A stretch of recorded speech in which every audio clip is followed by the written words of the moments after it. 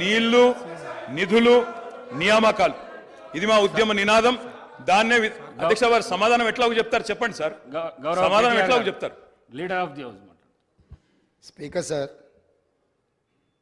కొంతమంది ఎన్ఆర్ఐస్కి ప్రజాస్వామిక స్ఫూర్తి అర్థము అవగాహన కాదు. మనం ప్రయత్నం చేసినా కూడా వారు తెలుసుకునే ప్రయత్నం చేయరు. ప్రజాస్వామ్యంలో 49కి 0 వాల్యూ ఉంటుంది, 51కి 100% వాల్యూ ఉంటుంది. ఎందుకంటే 51% ఓట్లు, 51% నెంబర్ ఉన్న వాళ్ళు ప్రభుత్వాన్ని ఏర్పాటు చేస్తారు. 49% ఉన్నవాళ్ళు ప్రతిపక్షంగా కూర్చొని ప్రభుత్వం తీసుకునే పరిపాలనలో నిర్ణయాలను, శాసనాలను సహేతుకంగా విశ్లేషించి సలహాలు, సూచనలు ఇస్తారు.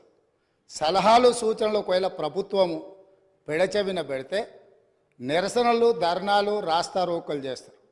అవసరమైతే ఆమరణ నిరాహార దీక్షలు చేసిన కూడా సందర్భాలు ఉన్నాయి. ఆ స్పిరిట్ను తీసుకోవాలి తప్ప వాళ్ళు 64 ఉన్నారు, మేము 39 మంది ఉన్నాం, మేము అచ్చోసిన ఆంబోతుల్లాగా ఉన్నాం, మేము పోడియంలోకి వచ్చి కుస్తీలు కొట్లాడతాం, ఈ రకమైన భాష వారి గౌరవానికి కానీ ఈ సభను నడిపించుకోవడానికి కానీ సహకరించదు. రెండవ అంశం, పదే పదే గత పాలన గురించి, గత ప్రభుత్వాల గురించి మాట్లాడుతున్నాను. సరే, వారు ఏం మాట్లాడతారో మొత్తం విన్నాక రిప్లై చేద్దాం అనుకున్నాను. కాకపోతే నా రిప్లై కోసం వారు తహతహలాడుతున్నారు. గత పాలనలో యూత్ కాంగ్రెస్ వైస్ ప్రెసిడెంట్గా కల్వకుంట్ల చంద్రశేఖరరావుకు అవకాశం ఇచ్చిందే కాంగ్రెస్ పార్టీ. సింగిల్ విండో డైరెక్టర్గా ఎన్నికల్లో పోటీ చేయడానికి ఇస్తే కాంగ్రెస్ పార్టీ తరఫున నిలబడి ఓడిపోయిందే చంద్రశేఖరరావు. గత పాలనలో ఎంపీగా గెలిపించిందే కాంగ్రెస్ పార్టీ. గత పాలనలో షిప్పింగ్ మినిస్టర్ ఇచ్చిందే కాంగ్రెస్ పార్టీ. ఆ తర్వాత కార్మిక శాఖ మంత్రి ఇచ్చిందే కాంగ్రెస్ పార్టీ. అంతెందుకు ఇక్కడ సభ్యుడు ఉన్నాడు, వారు కూడా వారి కుటుంబ సభ్యులే. ఎమ్మెల్యే కాకుండానే మంత్రిని చేసి తర్వాత ఎమ్మెల్యేగా ఎన్నిక చేయడానికి సహకరించిందే కాంగ్రెస్ పార్టీ. ఈరోజు వాళ్ళు ఏ పేరైతే వినోద్ అనుకుంటున్నారో ఆ రాజశేఖర రెడ్డి గారే ఆ మంత్రివర్గంలోనే గత ఆర్థిక శాఖ మంత్రి, సిద్దిపేట ఎమ్మెల్యే గారు ఎమ్మెల్యే పదవి లేకుండా మంత్రిగా ప్రమాణ స్వీకారం చేసినారు. రాజశేఖర రెడ్డి గారి నాయకత్వమే దేశానికి బలమైన నాయకత్వం అని అందులో పనిచేసింది. మూడవది, పోతిరెడ్డిపాడు పొక్క పెద్దది చేసినప్పుడు కీర్తిశేషులు నాయన్ నరసింహారెడ్డి గారు కడప జిల్లా ఇన్ఛార్జ్ మినిస్టర్. ఆ రోజు కొట్లాడింది పోతిరెడ్డిపాడు మీద కీర్తిశేషులు పి జనార్దన్ రెడ్డి గారు. పోతిరెడ్డిపాడు పొక్క పెద్దది చేసినప్పుడు ఇక్కడ ఉన్నోళ్ళు ఎవరు ప్రాణత్యాగాలు చేస్తామని ఎవరు కొట్లాడలే, ఎవరు మాట్లాడాలి. సొంత పార్టీ, సొంత ప్రభుత్వం ఉన్న తెలంగాణ ప్రజల హక్కులను భంగం కలిగించొద్దు, కృష్ణానది జలాలలో మా వాటా మాకు ఉండాలి, మా వాటాను ఎవరు తీసుకెళ్ళినా మేము ఒప్పుకోమని కొట్లాడింది ఆనాటి నాయకుడు పి జనార్దన్ రెడ్డి గారు మాట్లాడినారు తప్ప వీళ్ళు కాదు. కాబట్టి ఈరోజు వీళ్ళందరూ ఏ పాలకుల గురించి మాట్లాడుతున్నారో ఆ పాలకులు ఇప్పుడు మాట్లాడుతున్న పెద్దలు ఎట్లెమ్మెల్యేనరు?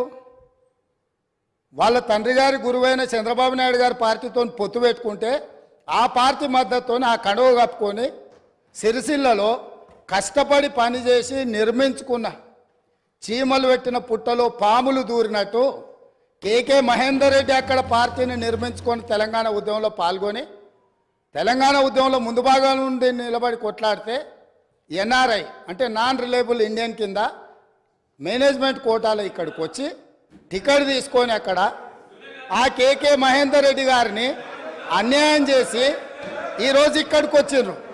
కాబట్టి ఈరోజు గతం గురించి అధ్యక్ష, ఒకవేళ మా మిత్రులకు ఒకవేళ వాళ్ళకు అంతగా గతం గురించి చర్చించాలనే ఆలోచన ఉంటే ఒకరోజు మొత్తం తమరు సమయం ఇవ్వండి, తప్పకుండా జూన్ 2, 2014 కంటే ముందు జరిగిన 55 సంవత్సరాల పరిపాలన మీద సంపూర్ణమైన చర్చ ఇక్కడ పెడదాము. ఈరోజు ఇక్కడ జరుగుతున్న చర్చ జూన్ 2, 2014 నుంచి జరిగిన పరిపాలన, చేసిన విధ్వంసము, నాయకత్వం యొక్క వ్యవహార శైలి మీద మనం ఈరోజు మాట్లాడుకుంటున్నాము. కాబట్టి వారికి గతం గురించి చర్చించాలనే కోరిక ఉంటే మాకు ఎలాంటి అభ్యంతరం లేదు. గతంలో జరిగిన పరిపాలనలో ఇక్కడున్న వాళ్ళకి చాలామందికి పాత్ర లేకపోవచ్చు, కానీ అక్కడున్న వాళ్ళకు చాలామందికి పాత్ర ఉంది. ప్రత్యక్షంగా మంత్రులు చేసిండ్రు. అక్కడున్న నాగేందర్ గారు, ఆ పక్కనున్న శ్రీనివాస్ యాదవ్ గారు, ఆ పక్కనున్న హరీష్ రావు గారు, అక్కడున్న కడియం శ్రీహరి గారు, ఆ పక్కనున్న పోచారం శ్రీనివాసరెడ్డి గారు, ఆ పక్కనున్న గంగుల కమలాకర్ గారు, అన్ని పేర్లు మొత్తం అన్ని లిస్టు చదువుతా. వీళ్ళందరూ కూడా ఈరోజు వారు ఏదైతే పాపాలు జరిగినాయి అంటుండ్రో ఆ పాపాలలో సంపూర్ణమైన భాగస్వామ్యం వాళ్ళదే ఉన్నది. వరంగల్ ప్రాంతంలో జరిగిన ఎన్కౌంటర్లకు ఎవరి కారణమని చర్చ ఉంది అధ్యక్ష? ఈరోజు వారే మాట్లాడుతున్నారు. ఏమని గవర్నర్ ప్రసంగంలో మొత్తం కాంగ్రెస్ పార్టీ మేనిఫెస్టోనే పొందుపరిచిండ్రని చాలా సీనియర్గా పనిచేసిండ్రు మంత్రులుగా. గవర్నర్ గారి ప్రసంగము పార్టీ యొక్క ఎన్నికల మేనిఫెస్టోను మంత్రివర్గంలో చర్చించి మా ప్రభుత్వం యొక్క భవిష్యత్ కార్యాచరణను మంత్రివర్గం ఆమోదం చేసిన తర్వాతనే గవర్నర్ గారు ప్రసంగిస్తారు.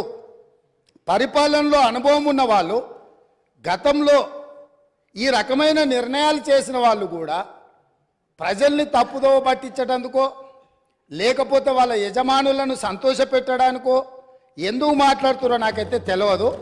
నేను సభ్యుడికి సూచన చేస్తున్నా.